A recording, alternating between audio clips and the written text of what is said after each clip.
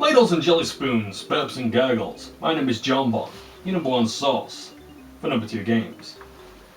And I'd like you all to take the time to thank me for getting today's game on the Nintendo eShop. That's right, it's all because of me. You see, a few months ago I made an article on my blog, Johnbonne's Journal, where I was talking about how the Wii U could do with some excellent digitally downloadable titles. And my prime examples were Donkey Kong 64 and Paper Mario. And here we are. Now, of course, Nintendo pleaded me to pay for the game, so then the others would undoubtedly follow in my shining example. Now I refuse to take all the credit here. I have to thank Nintendo, of course, for doing something that isn't ignorant, anti-consumer, and generally irritating. But it's mostly because of me. I have fond memories of my time with Donkey Kong 64, and it not only gave me more respect for the character, but also Rare, or rather Rareware before they joined Microsoft to make 2 good games and then being proud of creating the best Kinect games ever. Ugh. Which is hardly an achievement. I mean, that's like me saying that the best Greasy Gamer episode ever is the Jinx video. Doesn't mean it's any better than my older or newer stuff. And bear in mind this isn't a rose-tinted look back, but rather how the game holds up today, since, you know, I am playing it right now. While I could say nothing's changed, I'm going to be completely honest and say for once the experience exceeds my hype right from the beginning of the game. A lengthy intro cutscene shows us DK Island, or rather DK Island and the surrounding smaller islands, and the different entrances to the levels. It's pretty egotistical of Donkey to have a house in the size of his head, kinda like he's compensating for the size of his, you know, donkey schlong. Anyway, it doesn't take long for some actual plot to kick in as King K. Rool. Wait, what was that? K. Rool? As in cruel? Company previously known as Rareware, could you not have come up with anything more original, or at least clever? And this is coming from someone whose universe's villains are named after Crash Bandicoot villains like N-Rage, N-Danger, N-Force, and Endertaker. So like I was saying, King K. Rool brings his own mechanical island over, which isn't there at all to make up for the size of his K-Orc, and plans to use its secret weapon to destroy the monkey's home. Unfortunately for him, his Blastomatic malfunctions, and to make matters worse, restarting the weapon causes his ship to crash. Failing in his plans to eliminate the Kongs, he instead plans to subjugate them so he can take the banana horde for himself. Why? I really don't know. I mean, they must have some crazy additives in order to go back for them in pretty much every Donkey Kong game. He doesn't even eat them, just scatters them around and hides them behind puzzles. I do that too, but I have good reason. I'm mad! So the Kremlins managed to capture all of the Kongs except Donkey, and for some reason it feels weird to call him that, probably because I'm so used to DK, but there's 2 DKs in this game. Technically more if you read that in text speech. Okay, enough of the penis jokes. It's up to Donkey Kong to rescue the other members of the crew, or we could just call them his family, and restore the banana horde back to its former glory, even if we do give most of our bananas to 2 morbidly obese creatures, but still. Players start off by playing as Donkey, who I'd say is the second strongest character in the game before Chunky. Like his DK country self, he's a bit slow but more than makes up with his lack of speed with some really fancy and more importantly, heavy hitting moves. He can punch, roll, butt smash and dance like it's 1997 when he gets a golden banana.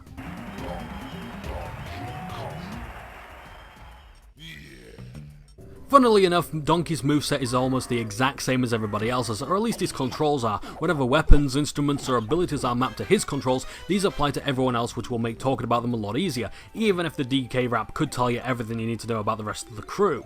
Oh yeah, how could I have gone this far without mentioning the DK rap? Gee, I wonder what my verse would be like if I made a parody of it. I guess we'll never find out because I don't want to ever do skits again. But seriously, if you need to know about the other characters, you might as well listen to the DK rap, because I honestly don't know how I can describe them, at least without talking to the tune of the theme song, that is.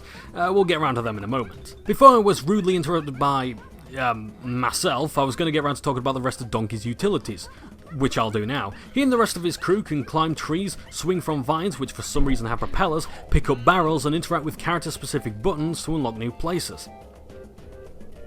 Whenever something's character specific in a game, it normally uses that person's abilities to the fullest, but in DK64 it's mostly there for the sake of it. It's not unusual for buttons that require a butt smash from a particular member of the crew to reveal something any character can access. There's character specific, and then there's just plain arduous. Expect to find this kind of gating a lot considering the small number of levels there is to the game, so going back and forth because you got a new character is meant to increase the lifespan of the game, and fair play it does, and I'll admit the game's better for it, and this is something else we can return to. I'm surprised we've come this far and I'm not actually explaining anything, so let's begin properly. The goal of each level is to quite simply collect enough bananas to feed Trough and Scoff, to open the boss door, to kill the boss, to get the key, to excite kill them, to unlock the next sub-lobby, to pay the guy with the golden bananas, to get inside the next level to get more bananas. And that's the short version. Heck, I've only told you about 3 of the 9 billion collectibles very briefly. We've got a lot of work ahead of us, and I need some energy. Oh, banana. Oh yeah, there's a lot more to each level and you can see the years of work that went into this, as well as the stagnation of it all too. Let's start out small with bananas. Now last time I checked, bananas were yellow and green, and while those two colours are present, there's also red, blue and purple ones to collect. Yep, it's one of those games where the replay values stretch real far, and I use the term value loosely. Until you rescue additional characters, you'll only be able to see Donkey's yellow bananas around the world, and when you're not playing as the characters you've unlocked, their respective coloured bananas are faded out. You know what this means? More arbitrary character swapping! With there being 100 bananas in each level per character, expect to go back and forth and spend a ton of time getting lost. These levels are gargantuan too, at least for the N64 they are, so expect to spend loads of time as individual characters getting the bananas and swapping all the time. Bananas only have one purpose, to feed Scoff and Trough. By feeding the big blue hippo, he can slam down on his button to raise the pig's own platform. By doing this, the pig can turn the key, locking up the boss door, and then you're free to enter. I don't know which one's which, so I just call them for what they are. Then there's golden bananas, and these are seen as the main collectible. Golden bananas are rewarded for solving puzzles, opening up new areas, or just accomplishing impressive platforming feats. Like bananas, these two only have a single purpose, and that's to pay the guard standing in front of each zone door. Once you've got the correct amount, you're free to go through. Oh, we're not done yet, but at least this is the most used collectible. Each character can collect banana coins. I'm getting sick of all these bananas. What's next? Banana Wumpa? Banana hearts? Banana rings? I don't even! Banana coins are used to purchase all kinds of things, be they character specific or shared. You can use these to buy each character's new abilities, musical instruments and weapons, each from characters we all know and recognise. Cranky will sell you new moves, Funky will sell you guns, and then there's Candy, who sells you instruments and innuendo. The next collectible to find is the blueprint, so we have to give to the character with the best music, Snide. Is it me, or does he remind you guys of Pinstripe Potteroo 2?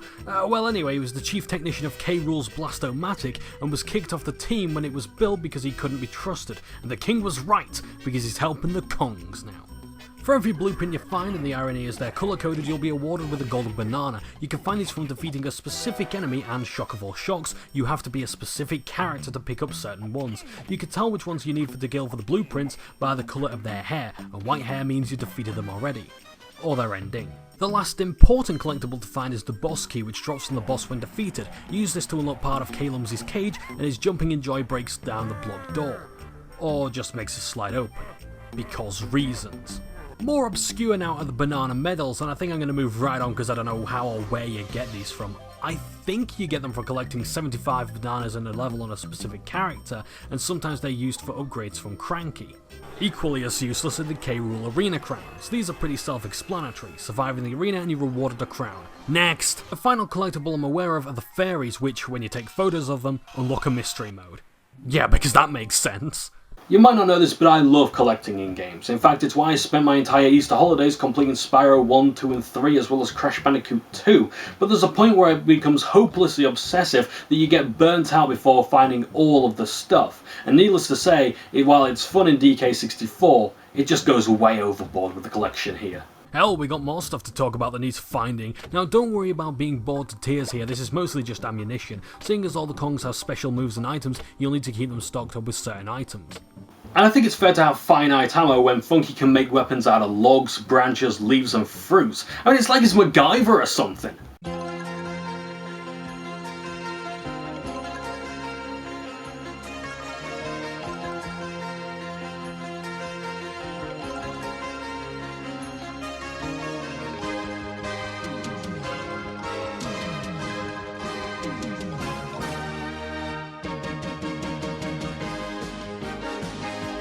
Thankfully this stuff isn't too stingy, as everyone can pick up the same ammo boxes even if they have different projectiles, and while it's cool that every weapon looks and sounds very different, I can't tell any difference in stopping power or projectile range, except the oranges. Explosive oranges. Yeah, I think we need the MacGyver theme back on.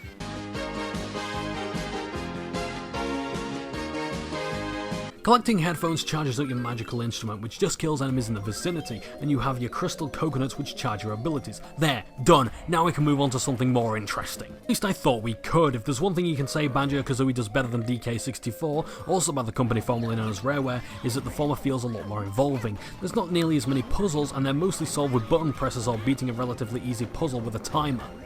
They're not all easy though, and some of these are just outright cheap. One of my early experiences with Diddy was horrible because of his slippery controls, not to mention the poor camera that N64 games were commonly criticised for, and it's not made much easier on the Wii U version.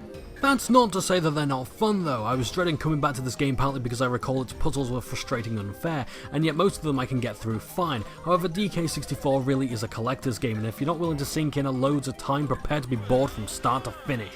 Still, the platforming's pretty solid and there's always new ways of being tested. Much like the company formerly known as Rareware's previous game, your character abilities are used extensively to navigate zones different Kongs can't get to, and some are better suited for the simple run and jump days of old. And despite the length of such processes, the rewards for making progress are well worth the hassle. And the different Kongs don't feel gimmicky either, though they do cost a fortune to keep updated with different items. For example, Donkey Kong's coconut gun and Chunky's pineapple launcher are the same, but they're only needed for specific buttons. The same with Diddy Kong's jetpack ability and Lanky's balloon ability. All of this makes what could be a relatively straightforward game with a labyrinth ripe with exploration and excitement. You don't know what's behind the holes only Tiny can go through, or the doors Chunky needs to smash down, which is nice compared to a fair few platform games where everything becomes routine. This is helped by the excellent level design, and as I've said, there aren't many levels, but what few there are seem near endless, plus they have you coming back regularly. It's true that there's a lot of gating, but it keeps a steady pace and grants a sense of reward each time you come back with a new ability or character. It's not flawless though. Getting lost is a common problem when everything's scattered around and there's no easy way of telling which challenges you've done. Without a map, you're really gonna struggle to remember what's where and which characters needed to do what it requires. DK64 looks a lot better than I remember it, likely because I'm playing it on the Wii U gamepad's small screen, but there were a few times when I felt the visuals were horrible. The character models and textures are pretty smooth, and the smaller details are nice, though I did have some issues with foliage and leaves.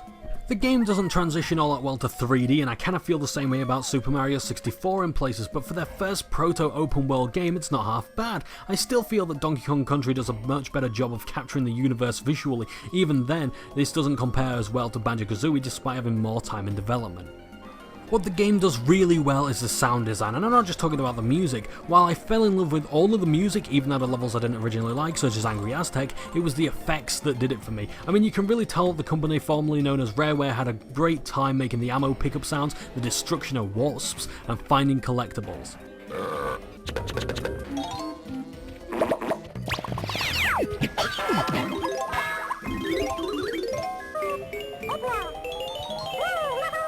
To put it bluntly, Donkey Kong 64 is one of the best platform games I've ever played. It should have made every PlayStation 1 owner back in the day jealous. It's not as impressive as Banjo-Kazooie, but I could still recommend it just as easily. But if you're gonna get Conker's Bad Fur Day, get it for the Xbox. That adds some rocking multiplayer. Donkey isn't the only one that makes this game flawless, nor is it necessarily the company formerly known as Rareware's name alone. It's everything else that builds upon the foundation that the original Kong laid. Without the members of the DK crew, as well as the supporting characters and iconic villain, we'd probably have a platformer that was, at best, above average. If you have the patience and time to go around collecting in sprawling levels as well as deal with puzzles of varying difficulty on occasion, you'll have a great time with this title. If you expect to strike a balance and want more compact levels, I'd recommend The Adventures of the Bear and Bird instead. The game's not without issue though. The camera control is in desperate need of work, and while most of the time it's just frustrating, I can't count the hours I've lost due to its wacky aiming. I was kinda looking for an excuse to say something about this, but I believe Insomniac's Spyro the Dragon had the right idea. So all in all, Donkey Kong 64 may not be what you want, but after multiple games of the same formula, it's what the character needs. I look forward to returning to DK Island once more, and then when I'm done, I can still enjoy his future titles like Donkey Kong Country Returns and Tropical Freeze. Obviously, I've been a bit facetious with the beginning of this review, but I stand by my feelings that Nintendo could really do with some of their old IP on the Nintendo eShop. I also believe that in this age of console remasters all the time, I believe Nintendo should really remaster some of their old IP and get it up on their store. Until the next time, I'm Johnbonne, your number ook sauce for number 2 games. I'll see you later. Ta-ta for now.